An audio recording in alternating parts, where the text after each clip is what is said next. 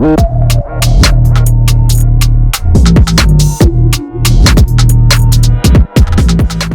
up, y'all? We're back, episode 57 of the Pursuit of Sound podcast, sponsored by, you already know it, Zest Vodka. And today in the studio, I have a good buddy, Reggie. You know him as DREADKNOT. Say What's up? dude. What's up? Yeah, man. Excited to be here. Welcome, dude. Yeah, this is your first time on the podcast and Yep. your first podcast. Yep, definitely is my first one. So I'm excited for that. Welcome, dude. I've been waiting to crack open this bottle for so many episodes. Everybody's just been like not drinking. So don't mind if we like get this thing going with a couple shots. Yeah, I'll try it out with you. Yeah. So you just recently had a release party for your EP. I did. Did it at this place called the Hurricane Coffee Company. It's a nice chill little spot. They were actually doing D&D night there. What? Yeah, they were doing D&D party right before we got there. So that's cool. So I'm probably gonna hit them up and try and join a campaign because I haven't played D&D and it's been like 10-15 years since I played. Dang, you played Dungeons and Dragons? Oh yeah, dude, like real bad in real bad in like high school and stuff. I also play like Magic the Gathering and stuff like that.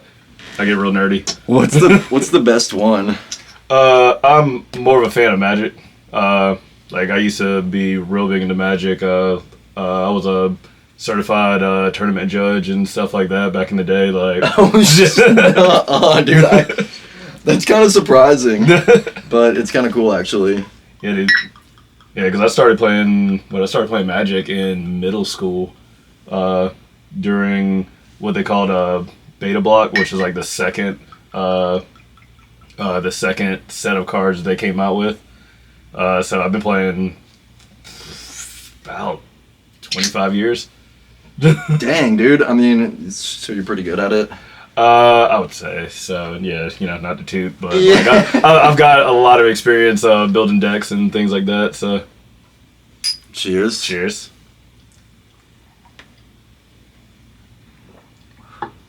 That's actually pretty good. Yeah, it's all natural flavoring. Nice. It's got significantly less sugars than like more of the more popular brands, yeah. And sugars are one of like the key elements that really give you the hangover. Oh yeah, as well. And yep. And so yeah, but tell me, yeah, like some highlights about the release party. Had a nice little turnout. It was like I said, it was a smaller environment, so it was very like intimate, like boiler room style style set. So that was fun. It was myself, Grim, and our buddy Danny, who goes by Double Double, that played out there. And yeah, like we had a nice response from the people that showed up. I think like at the height we had about like 20-ish people there. That's what's up. Yeah, which was surprising, especially since it was at a coffee spot. So on a Friday night it was a kind of sober night for people. So like the fact that people still came out and showed love, that was really cool. That is good, man. Yeah, it's like you don't have to be drinking in order to enjoy going out. Right. Yeah. And especially just to enjoy the music and stuff like that. Yeah, exactly, man. I love seeing how popular. We were talking earlier about the weed drinks that are now just flooding the market. I like seeing that, dude. Those things are awesome, and it's a good alternative to drinking alcohol. Exactly. Those I can't do the Delta ones, just because of getting tested at work and stuff. But the CBD ones they're definitely great. Amen. Yeah, dude. Yeah. You've got a super legit job.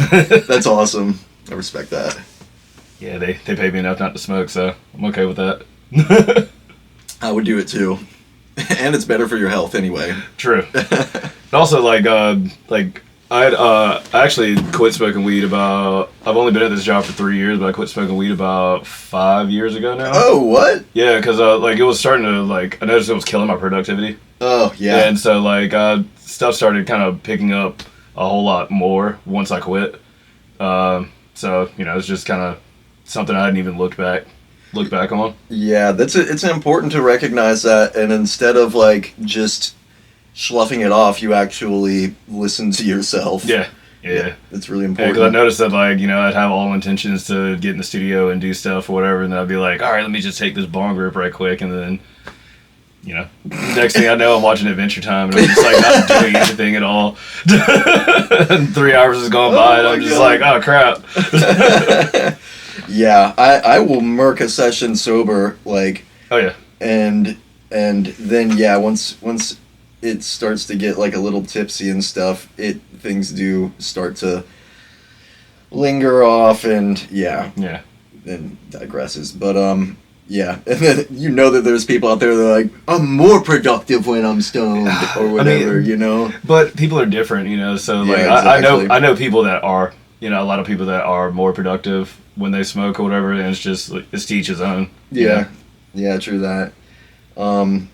But yeah, dude, so I don't even think I've gotten to, like, really pick your brain properly, just, like, musically and stuff. Mm-hmm. I mean, dude, we probably met each other, like, a handful of years ago at probably, like, Purple Buffalo, I'm pretty sure. Yeah, I think so. Yeah, that venue has brought so many people together. Shout outs to Dan at Purple Buffalo. We love you. Yeah, because that was definitely the kind of the first place that I really got into the scene here. Like, I remember this was back in, I think it was like 2018 or maybe early 2019, something like that. I had just moved back from Kuwait because I was working over there for 8 years with the Army. What? Yeah, so you were in the Army? No, I was a defense contractor. So I went. I don't know what that means, but so I was basically working with a company that did like different services and stuff for the military, because they'd have a lot of companies that would do maintenance, security, things like that, because the military is on rotations and things like that, so they're constantly changing. So the contractors are kind of like the constant in the base environment. So they're the ones that kind of they're there for, you get contracts for like years at a time and stuff like that. And so they're the ones that are kind of, I guess, like the backbone of all the operations over there to keep things rolling, keep things consistent, stuff like that. And so I graduated College of Charleston back in 2011, and then moved over there and started working, and then moved back here in 2018. And then I think, like I say, the end of 2018, beginning of 2019, I went out to the Buffalo. I met Yukon was actually the first person that I. Oh my God! Yeah, Yukon was the first person that I met here, and then I met Morgan and Sven. Oh wow! And then Cheddar, and then that's how I kind of got roped into the whole, this whole scene and everything. It was pretty much Cheddar and Morgan that brought me in. Got me playing shows at the Buffalo, shows down at Mint when they were doing stuff down there. Oh yeah, yep, like Weirdo Wednesday. Yeah, that started at Mint. Yep. I'm pretty sure. Yeah, and then they moved it to Purple Buffalo. Mm-hmm. Yeah, now Morgan and Sven are in Denver? Colorado. Yeah, Denver, and then Cheddar passed away, unfortunately. Yeah, and then Yukon. He's in San Diego now. Oh wow. Yeah. Huh. Yeah, I remember hearing a story about he kicked somebody's door, like car door in. I don't know. That was that was. I don't know. No, it's neither here or there, but that's like my one recollection of him. But yeah, and our scene has evolved so much since then. It has. Yeah, I don't know. It's been cool to see it like grow and develop and change over the years. Seeing people, people go out, new people come in, new people start doing things, throwing events and things like that or whatever. It's definitely evolved, and it's been fluid, which is really cool. Yes. Like my gender, it's fluid, but yeah, so it's like Good People Entertainment, like quote unquote, which was basically Sven and Morgan. Mm-hmm. When they left, there was sort of like a vacuum. Yeah. I mean, it's not like they were throwing like gigantic shows or anything, but they were definitely throwing shows. Yeah. And then so, you know, there was kind of like a vacuum of a sort of like set of people throwing shows. Right. Fast forward to recently, and you know, you and Devin have been throwing shows as of late, and those have been really awesome. I mean, New Year's Eve was crazy. Rebirth was crazy. I mean, they've been fun. Yeah, I must admit, every single event y'all have thrown has been quite impressive and enjoyable. Yeah, we're trying to, you know, if you notice, like they've all been getting like slightly like larger and larger and larger because more people are kind of seeing what we're doing and like coming into the fold, and you know, there's more companies jumping on the production team and stuff like that. So it's been, I don't know, it's been really nice to see like how organically and how quickly things have been progressing. You know, like the first show we had Visser just, you know, throwing visuals on the warehouse wall. Now we've got, you know, the last one we had lasers and everything, and we're like yeah, y'all are really ramping it up, dude, and it shows. Yeah, and then so now y'all have, you and Reggie, Dreadknot and Grim have coalesced to form a Shadow Syndicate. Yeah, which is awesome, you know. And it was pretty much just a matter of time. I mean, y'all have already been doing it. Y'all are just kind of putting a name on it now. Right. And we've been kind of bouncing the idea around for a while, and then so this you know, just kind of made sense after that last show, after Subsonic. We were like, you know, we should just go ahead and pull the trigger on the rebrand, and you know, try to knock it out for this one. And then I was sitting on the like all those tracks, and so we were like, we might as well do our first release and everything around the show, and just to, you know, kind of solidify and, you know, put a stamp on the brand and everything. We just got all our like logos and, you know, branding material and stuff like that done, so that's exciting. We're gonna have merch at the show on Friday. Oh, that's what's up. Yeah, we're gonna have like t-shirts and stuff. Getting this printed now, so, you know, we're trying to really solidify everything, and get like I say, solidify the brand, get the name out there, try and build a community around everything. How did y'all come up with the name? I don't know, just kind of spitballing ideas. You know, we've been doing a lot of like bringing in a lot of heavy artists and things like that, and it just thinking back to like you know, like on Batman, like League of Shadows and stuff like that or whatever. So like we just played off of that, and if you've seen any of the branding material that we had at the very beginning, how Grim was doing all the videos and everything, with the you know, blacked out face, voice changer, stuff like that or whatever. We just kind of like trying to lean into the lore and the theatrics of everything to kind of bring people's attention in and be like, you know, what is going on here?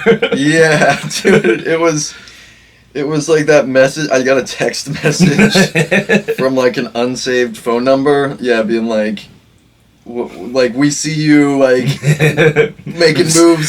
See you making moves in the shadows. Yeah, I'm like, open my blinds slowly. I'm like, where are y'all?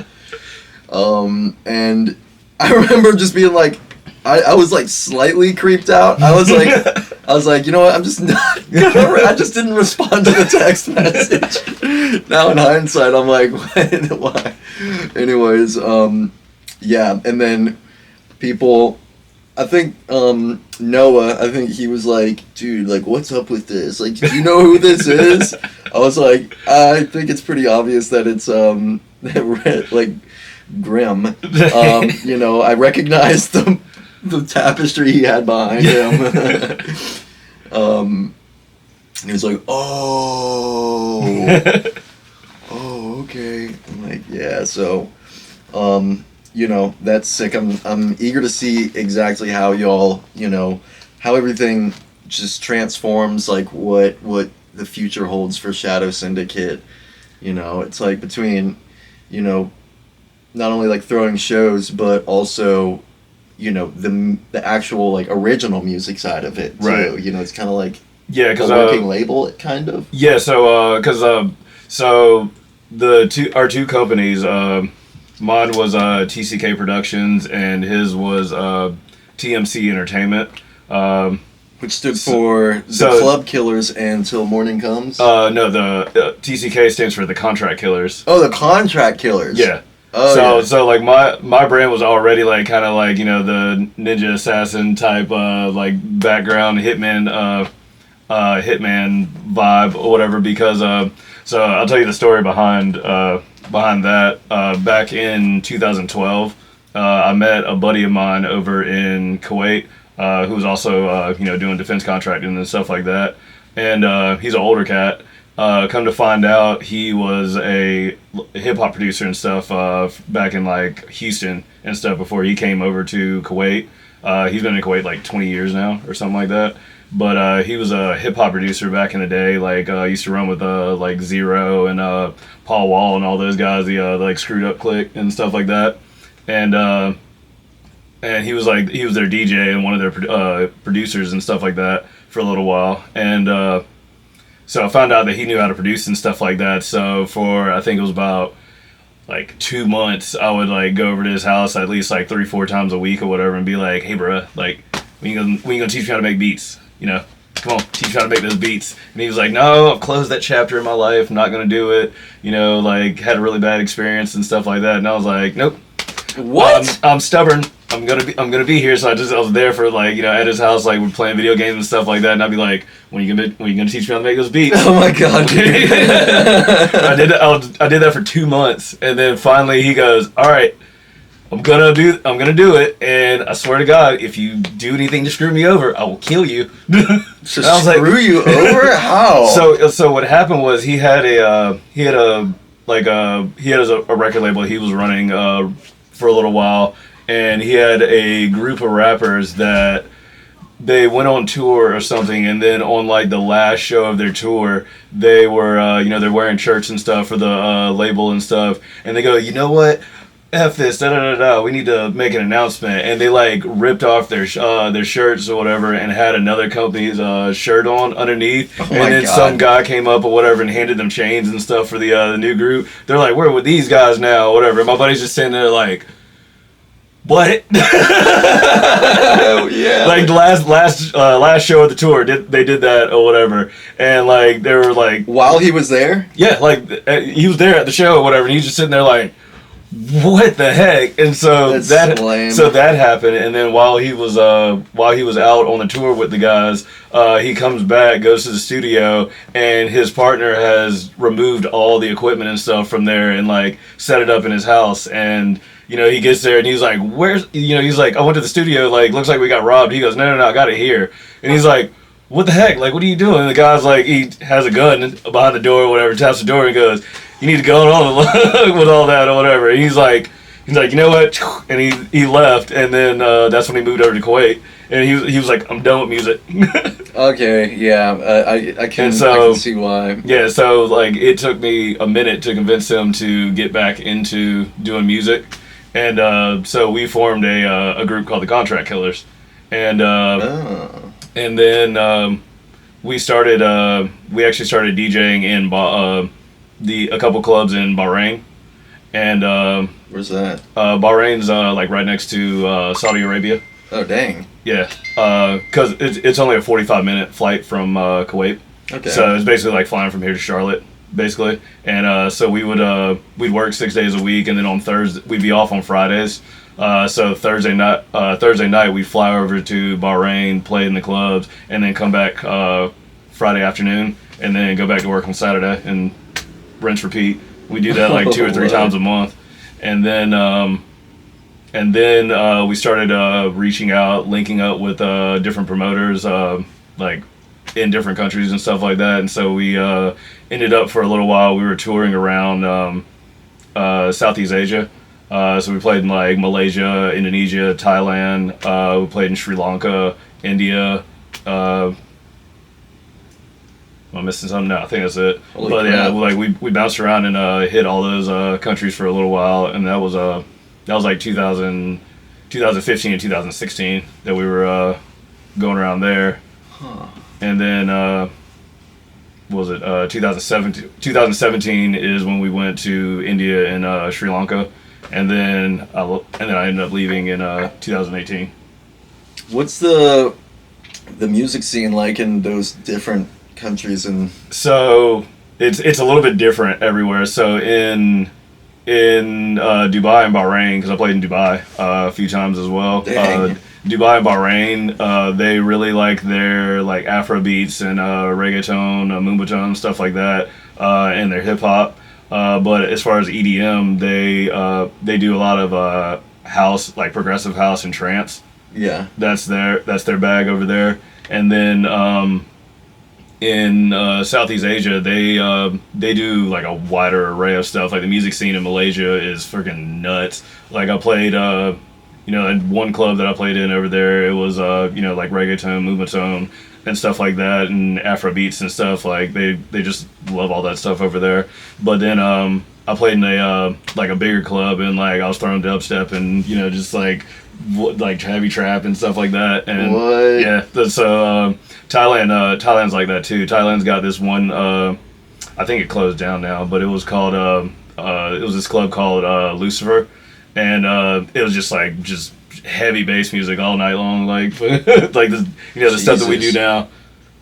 And so like Asia's got a really rocking fucking music scene over there. Like you could like on the there's a strip in Pattaya that just like it's just club, like all clubs up and down the street or whatever, and like you can go and eat every different club, and it's like different music all the way down, like everything from like rock to rock, pop, EDM. It's just everything. Dang. Yeah, like I mean, there's like on this strip, there's literally like 50 or 60 bars and clubs and stuff Jesus. down there. Yeah, it's nuts. It's a lot. It's nuts. Oh my god. I love Thailand. I forgot. Thailand's like probably one of my favorite countries. Attending to Nicholas. Sorry. I forgot that I didn't even freaking plug in the mic, like the main microphone. Oh, really? I'll still be able to use the audio from the camera, but shame on me for forgetting that. Uh-oh. It's just this.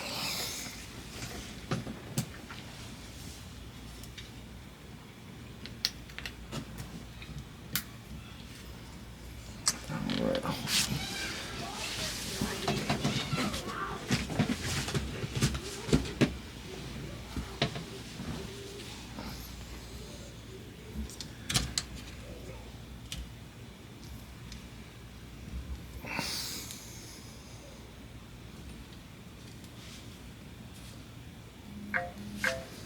We need to hush that up.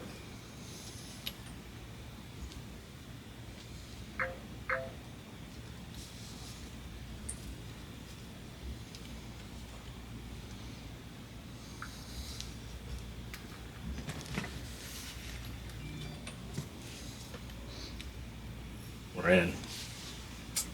Almost.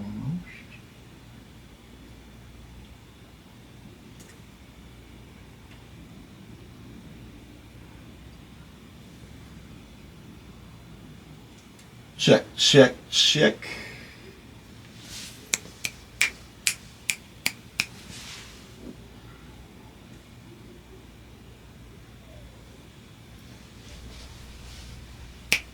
Alright. Back in it. Okay. So, Golden. yeah. Yeah, so like, dude, I mean, that's crazy like that you already have all those shows and countries under your belt. Yeah. It's like you're an international DJ. And it was kind of, I don't know, it was kind of weird, like coming back home. Like it was a whole lot easier getting into all those different countries than it was getting into like just around here. When I moved back, friggin' like I still haven't, like I've yet to play anywhere really outside of Charleston. What the heck? I think I played in Charlotte once a couple years ago, back when it's called Rebel now, but what was it? Surge. I played in Surge 1 year for Christmas. I've heard of that. Was it an alright show? Oh, it was fun. I had a great time. So how did you like? I mean, I think it's interesting always hearing how people find their way into, you know, dubstep and like all the raunchier sounding music, like, because when we were growing up, there wasn't really any such thing as dubstep, you know. Yeah, like I was a like, you know, emo and metalhead and stuff like that back in the day. Like, but I've always liked a wide array of music. So like, you know, I'd listen to everything. In high school, I was in a Disclosure cover band. Like, who's this? Disclosure. They're not Disclosure. REM. There we go. REM. Yeah, I was in an REM cover band. Not Disclosure. I do love Disclosure, but no, I was in an REM cover band. Like, so, like, like my musical taste is like all over the place. Like, it's so eclectic. That's awesome, man. Because yeah, I like it when people have an eclectic sort of taste in music, and not just like, oh, only this one thing. Yeah. Yeah. So like when dubstep came out and because I was real big into like UK dubstep back when it first popped off, like Scream and Binga and all those cats.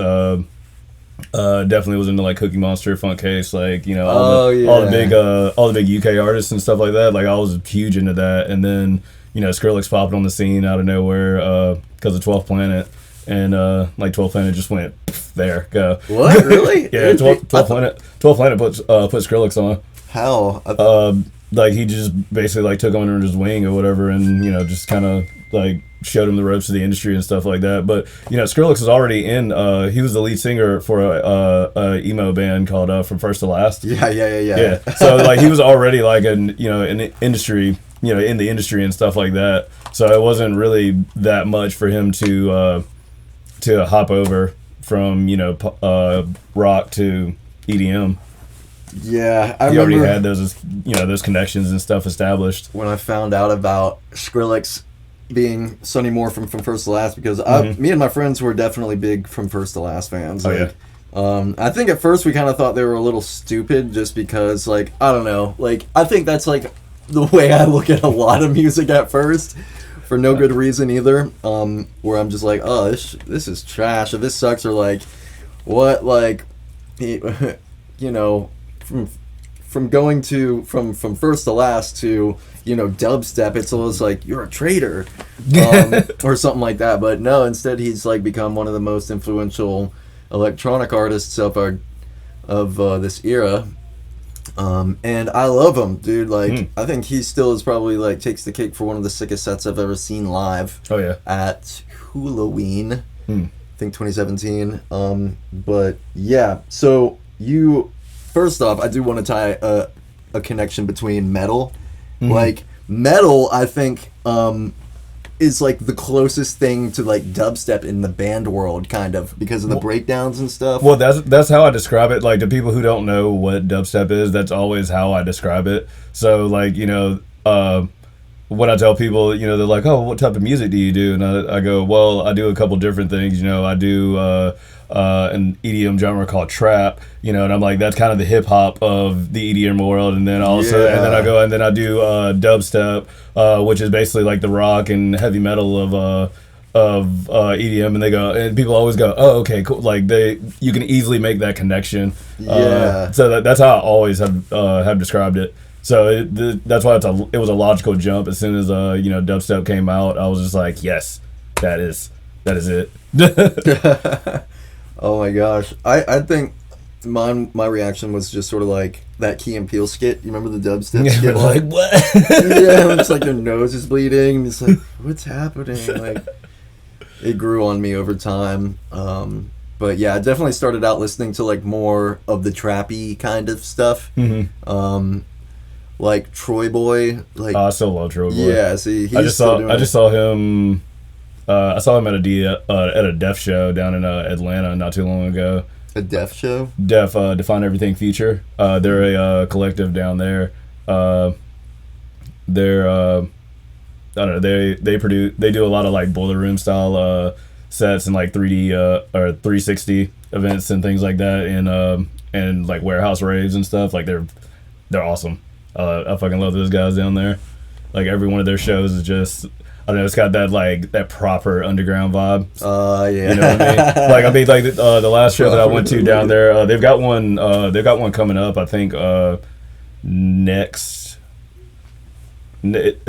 It's Lost Lands weekend, so it's that Saturday. So not this Saturday coming, but next Saturday. They've got one down there. They're doing a 360 show in one of the warehouses.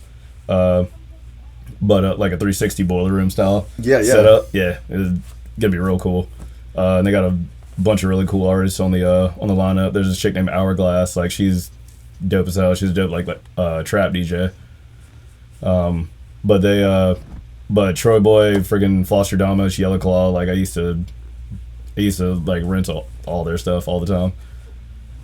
Dude, so true. And yeah, man, it's just like the way that this music is starting to sound is just like, it's so cool. I love it. Like especially when bass music started to happen and where it is now. Yeah. I'm so here for it. It's like where everything is just refined, has become like so polished and like perfect damn near. Yeah. It really makes me wonder like what the next 10 years is going to sound like even at that rate. I know, but the thing is, like I've noticed that there's been a lot of people that have been going back to like the like 2010 golden era of like just like every genre.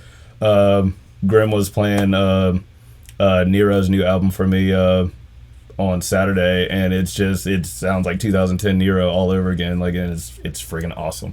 Like, it starts out with the album starts out with like drum and bass, then it goes to like that I don't know, that like progressive like color bass dubstep, and then goes into like jungle, and it's just nice. Yeah, it's just like all over the place, but like everything is just like, it just sounds, I don't know, it sounds like I said, that peak Nero back in 2010, like back when they were doing UKF dubstep and the blue speaker and everything, like it's those vibes all over again. That's awesome. Yeah, dude, and y'all brought some pretty decent names to Charleston already.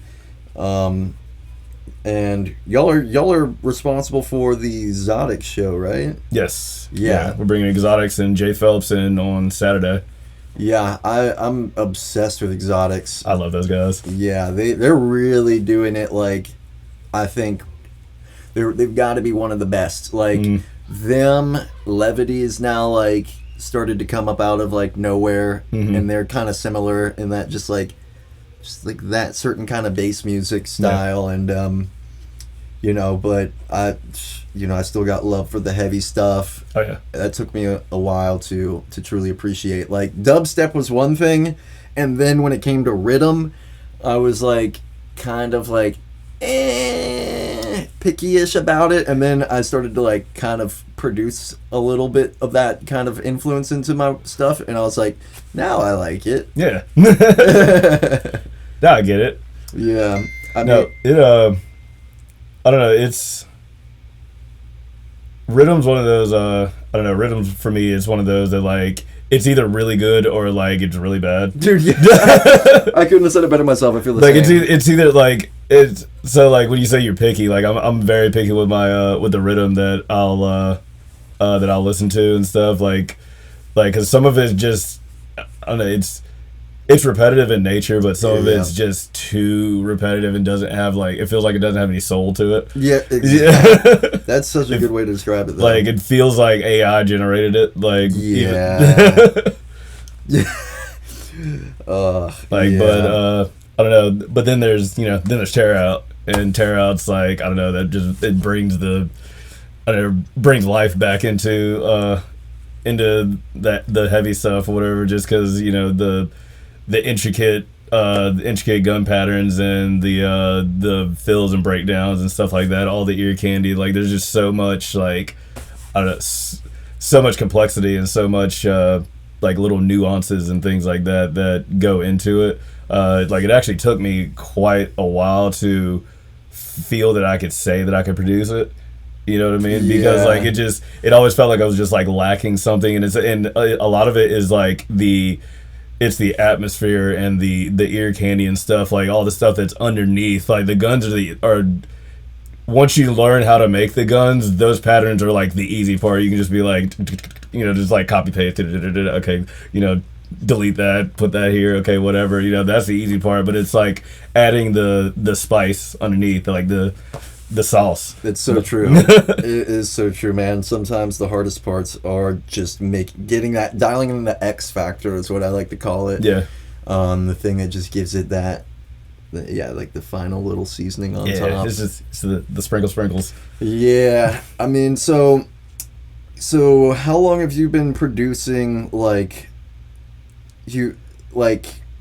for real, like this kind of style of genre and stuff?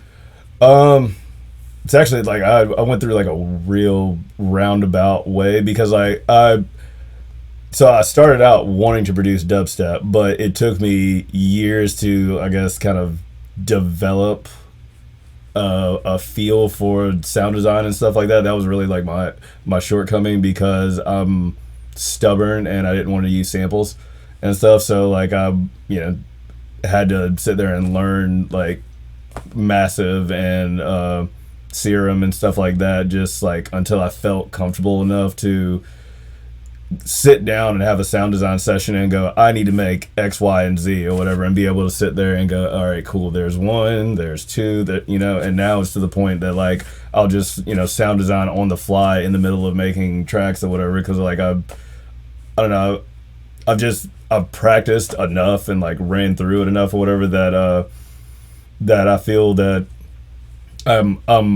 I can sound design with intention now, and not so much just kind of fumble through and like accidentally find stuff. That's how I was doing it before, so it would take forever. Yeah. And I actually have Odd Prophet to thank for that, because I did some mentoring sessions with him last year, and he really helped me with just like, I don't know, kind of understanding the guts of Serum. Like I don't know what better way to put it, but yeah, it's so like that, dude. Serum's freaking complicated. Yeah, and it I don't know, because it can do so much that like you get analysis paralysis, and you're just like, I just don't know what to do. It's literally true, man. It's like sometimes, and I know exactly what you're talking about. That learning curve is rough. It's so rough, and it's so hard to like. There's still so much that I don't know about Serum, just because it's like that complex. Right. I do want to spend more time specifically on like, learning the things that I don't know about Serum. It's just so much to take in all at once, dude. But yeah. What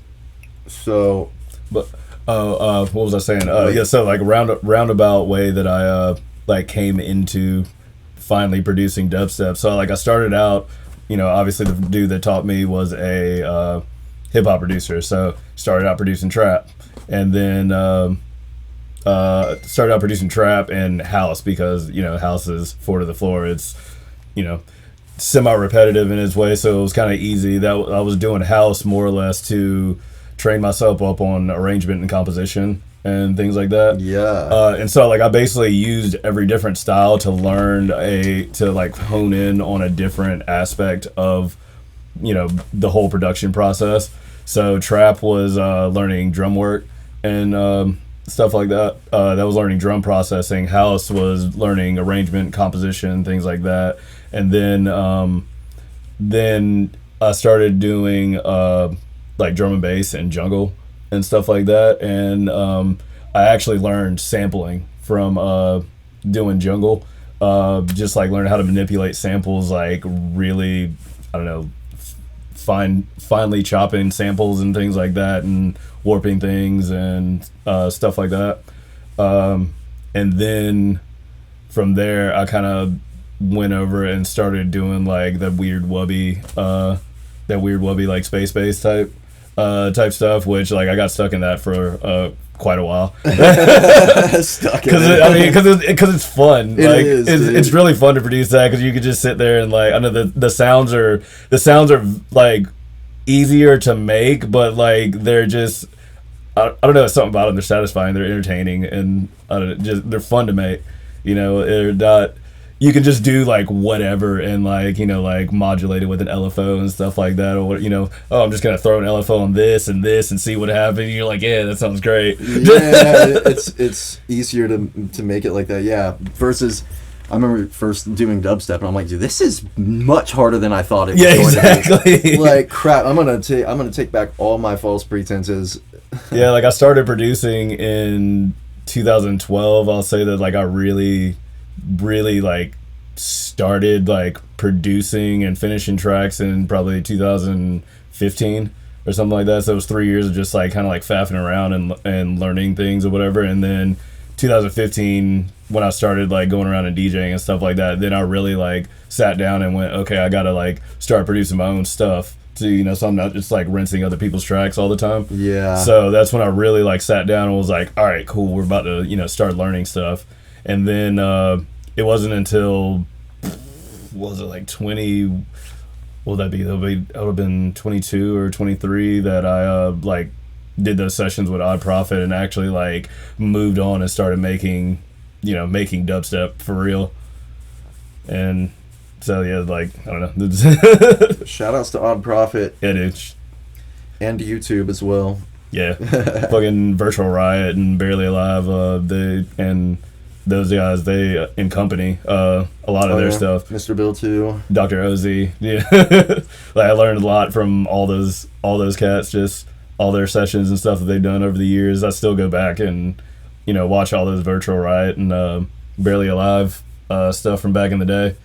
Because those dudes, like, they were. If you haven't watched any of their stuff, they drop gems like left and right and. No, facts. And so what do you listen to like just on a regular day, like where you're just doing stuff like running errands or whatnot? I'll be honest, I do listen a lot of like Tear Out and stuff, like cause I'll wake up and listen to I don't know, like more right now, like my go-to song for in the morning is I Don't Give a Fuck by Amorphic. That song is like better than a cup of coffee in the morning. Like I'll sit there and listen to that on the ride to work or whatever. By the time I get to work and I'm just like, yeah. Dude. I get to work and I'm like, I just run into the office and I'm like, whoa, how's everyone doing? Everyone's like, oh god. Yeah. Listening to Tear Out again. Like you've been listening to dubstep on the way here, haven't you? Yep, sure have. I'm on it. Let's go do some work. Dude, it's so true, man. I love just getting myself in a mood, like a good mood, like a pumped up mood by just like throwing on some favorite like gnarly tracks and just like turning up the volume just enough to where I'm just like, ooh, like it really gets like, it really is like, get your blood going. It's so stimulating. Like I can like get high off of music so easily now. Yeah.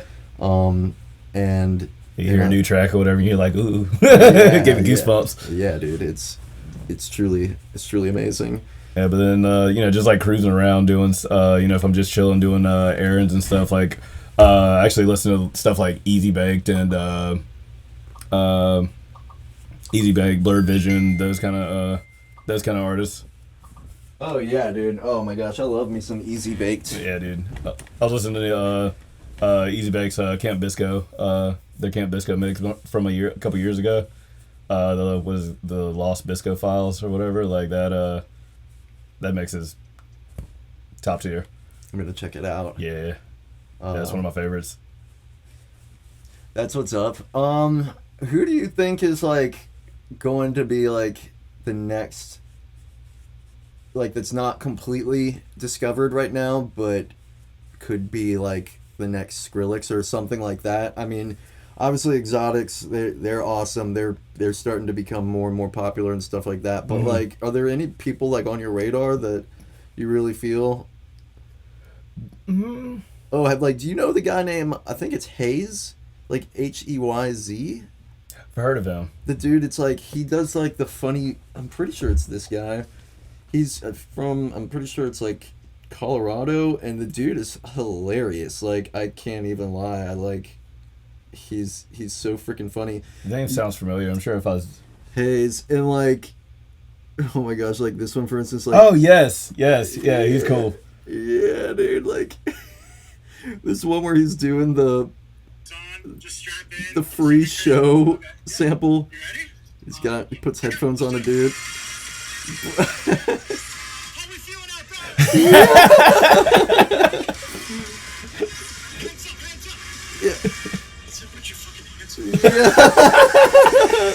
That's too funny.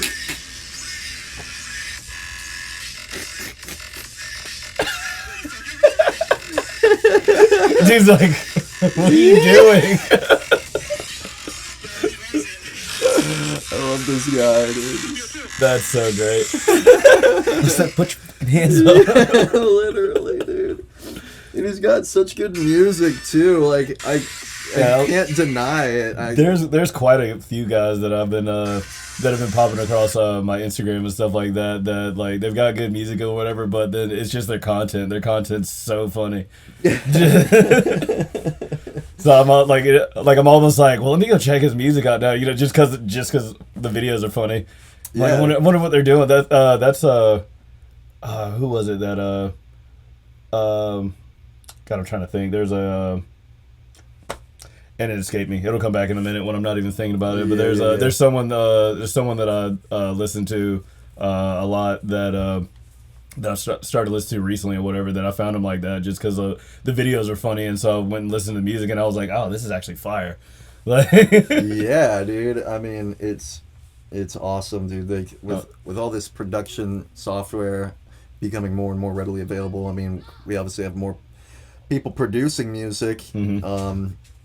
You know, but it's harder than it might seem, man, because like, yeah, like you can DJ, anybody can just like, you know, learn how to DJ, but that really only takes you so far. Right. Well, what we've been pretty much hinting at is that, like, you know, if you're not making your own stuff and it's not fucking rad, like you're not going to be able to get like those headline slots at those music festivals that, right, you know, every DJ wants to be playing, like, yeah, main mm-hmm, stage at freaking Electric Forest or what have you. right. You know, it's a whole process, man, just learning how to produce and, you know, doing it well, and mm-hmm, then not only that, you have to thenceforth get discovered, and there's like a bajillion people trying to do the same thing. Yeah, it's super saturated. Yeah. I don't know.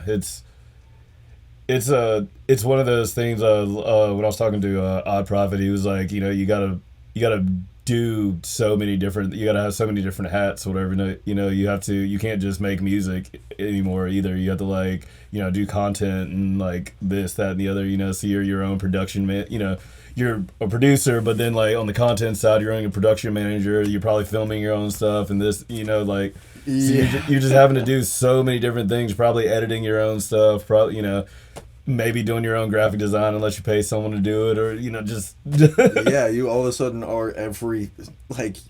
Yeah, you have to pick up, like, a whole bunch of different hobbies just so that you can, like, try and be successful in this saturated market right now. Seriously, but kind of hence the podcast. Like, anything helps, you know? Yeah. Yeah. It's also because people's attention span is so, like, it's in the toilet. Yeah, it's so true. It's on squirrel. Exactly. Like, like people are just like, yeah, shiny ball. Yeah. Dude, I mean, doom scrolling is like such a real thing, and gosh, that is probably the one thing that you know, that's my drug right now is doom scrolling. Yeah, it's my drug of choice, and I'm trying to get off of it. Dude, I sort of like have avoided being the doom scroller for so long. First off, probably because I hate seeing like people just enveloped in their phone so much in real life. Like when I'm hanging out with a friend and like they can't help like the cell phone scrolling, and I'm just like, you know, what about real life right here, right now? We're hanging out like this. Right. But then I was like, I'm gonna let myself give it a go, and I was probably like literally in my bed. Oh no. Okay, we're gonna let that cool down. We can still talk for a while. But like letting myself just like doom scroll, and I loved it, dude. I really loved it. Because there's so much funny stuff on. That's the thing. People are. I don't know. The internet's if you go to the right places and like train your algorithm and stuff right, the internet is not as much of a cesspool as you think it is. Yeah, exactly. And there's a lot of just generally funny people out there, and like I see some stuff and I'm just like, people are this gives me a little bit of hope for society, because it's like people are just they're just generally like talented and funny people out there that are seem like they're probably cool people that I would like to chill with. Dude, yeah. I mean the comedy is like gotta be my favorite out right now. Just like all the super funny people. Like there's just so many ways to. I mean, I'm like way into, dude, like whenever I can, like watching prank stuff is like one of my favorite things in the world. There's all sorts of people running like prank stuffs. Like one of the people running it right now is Top Notch Idiots. Haven't seen that. They're like huge on YouTube, and a lot of their things are like really scary style pranks, like going into the hood and like throwing up gang signs to like oh lord straight up like straight up gangsters. Yeah, and see like, that's dangerous, dude. That's generally dangerous. Yeah, like because you never know if someone's having a bad day.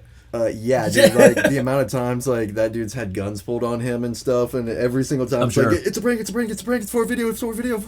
They're like, some people don't care. Yeah. You've got to watch out because some people don't care. A majority of them don't care. Yeah, like and the thing is like that could be the thing that sets them up. Like the fact that it is a prank or whatever. They'll be like, well, why are you pranking me? Exactly. Yeah, come on, like you gotta the wrong dude. There should be some kind of like self-preservation. Yeah. In like idea of self-preservation in your head or whatever, that's just. I don't know. I would never put myself in a situation like that where that could happen. So yeah. So I'm pretty sure something like that will never happen to me because like I generally wouldn't do it. Yeah, exactly. And then there's like some more lighthearted ones. Do you want any more? Sure. Yeah. I'll have another one. The lighthearted ones, like I recently ran across this one guy yesterday.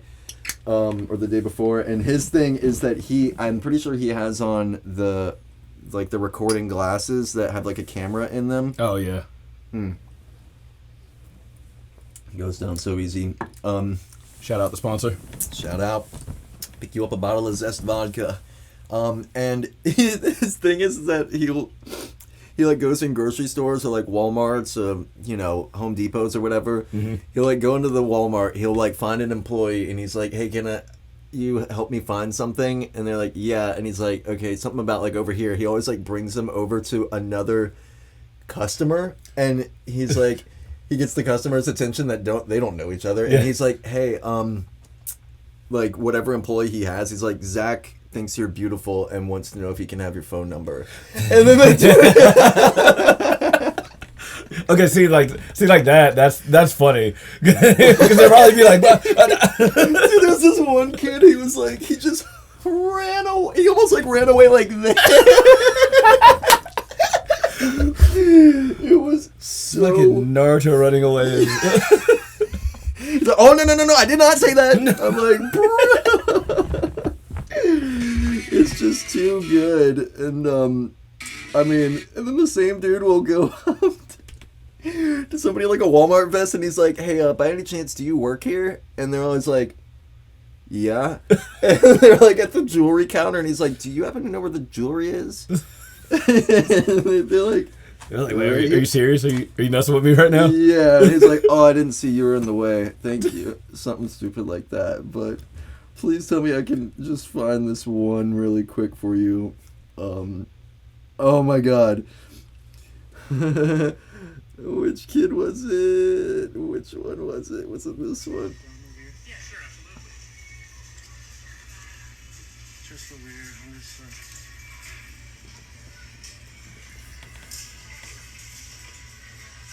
Okay, he's like going down the shoe aisle. My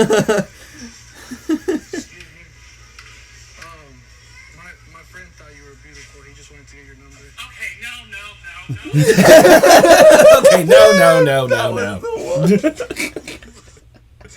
Poor guy. Yeah, Oh, dude. Freaking camera. It never does this way. Why? But yeah, dude. That's just social media stuff.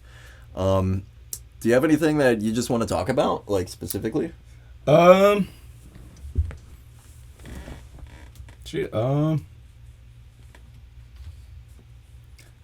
know. We kind of touched on a lot of I guess like a lot of the how did DREADKNOT get here type stuff.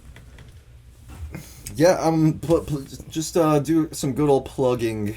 Tell them about the exotic show. Yeah. Anything So Saturday, September 14th, doors open at 7. You know, we're gonna have about 14 different acts playing. We've got Exotics, Jay Phelps. We've also got Slaya Jade and Bass Canvas from Charlotte as direct support for those guys. So that's gonna be really cool. They're awesome. Then got the local legends. The homies Domino, Kraken, Solid Alibi. They're also playing. And then we got some couple new some new cats. A guy named Universe. And Universe, Levitre, and One Sense are they're all playing on the inside stage as well. Wait, is Universe the same guy as? Am I thinking of like on the Station Underground? Yep, he played with them. Was it on the remix EP of the what was it? The Know What You Know one? Like, come on. Universe remix. This dude right here. Like, would this be him? Does he produce? Like, is this? Mm-hmm. Hold on.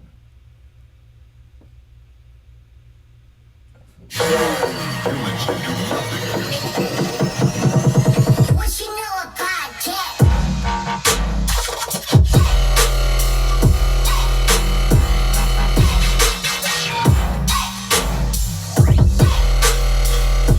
Is he the black dude? Yeah. I've seen him recently, and I saw him at Purple Buffalo, I think, last time I was there. I think he was, like, wearing checkerboard pants or something random. Anyways, is he not, like, he's like, affiliated with, some production, does he have a production company thingy going on, or does he throw shows? Am I making this up? I'm not sure. I've seen him play at a couple of different Station Underground shows. And then he also played at the Yellow Brick Road competition as well. Oh, okay. He's based out of Greenville. Oh, I didn't know that. Mm-hmm. Damn, he comes down here every time. Yeah. Shit. This thing gotta be doing that. Come on now. Is it overheating? I guess. I mean, it's like this has never happened. It's because I'm hot. Yeah, it's too Coming in hot. Yeah. Somebody, of course, you let somebody borrow something once and then it comes back freaking broken. Oh yeah. Every time. Yeah, don't worry about it. Anyways, right. So that show. Said September 14th. Mm-hmm. Y'all definitely get y'all's tickets for that one. Yeah. I'm probably gonna. I gotta go set it up, but watch out on the either on my Instagram or on the Shadow Syndicate page. We'll have a promo code coming out later on this week. For anyone who hasn't gotten their ticket yet. So be on the lookout for that. And it'll save you a couple bucks. That's what's up. The Shadow Syndicate Instagram is shadowsyndicate.ent. Yep, and you can find Dreadknot on Instagram. Yep, that's DR34DKN0T. Just like that. And who else can we plug? Plug the homie Grim. Yep, of course, Grim, the GREM. the other half of Shadow Syndicate. It's my brother. Yeah, I had him on recently for his second episode, and then we arranged this one, and then I think the next episode would be both of y'all. That'd be pretty cool. Yeah. In together as Shadow Syndicate. I think that sort of lays it out beautifully, having y'all on individually and then together. Whatever. Oh, yeah. I didn't show the design, so. Show off the mask before the camera dies again. So, I don't know if you guys have seen me play before, playing this little Predator style mask. I actually had a buddy of mine, him and I worked on this for about, we worked on the design for maybe about a good year and some change before we finally, we went through 3 or 4 different iterations of masks before we finally landed on this one. Well, let me hold it, please. Yeah. So, what? It makes it sound like you molded it from scratch. Oh yeah, he did. How? So he starts out by carving it out of this stuff called monster clay. Okay. That they use because he makes a lot of masks for he makes wrestling masks, and he also makes a lot of production masks and stuff like that for for movies and things like that. Really? Yeah, he makes monster masks and things like that. So it's a kid named he goes by the Doll Maker on Instagram, but he his family used to. They make wrestling masks and stuff like that for WWE. So he makes. That's crazy. His dad made Kane's masks and stuff like that. What? But yeah, Kane and Mankind, all those dudes. So he got into it because his dad did it. Yeah, it's like the Whoa. family. It's like the family thing. Dude, that's so cool. And so What? and so him and I he actually carved this out of clay and then casted it to a silicone mold and then poured resin in to actually cast the mask.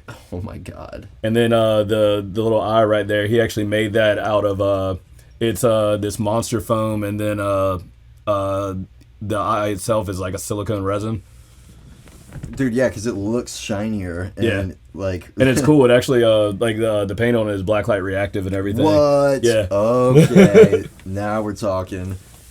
Dang. Yeah, because I don't know, my whole thing is glow in the dark, being the light in the darkness and stuff. So a lot of the color that I have in my hair, the green reacts in the black light. It glows. What? Yeah, the green. Yo. And then it doesn't look like I have anything, but actually I put a black light reactive top coat On your fingernails? on my fingers, so What my fingernails glow in the black light. Bro, you got the biggest fingernails I've ever seen in my life. What? Can we get a close up? Why are they?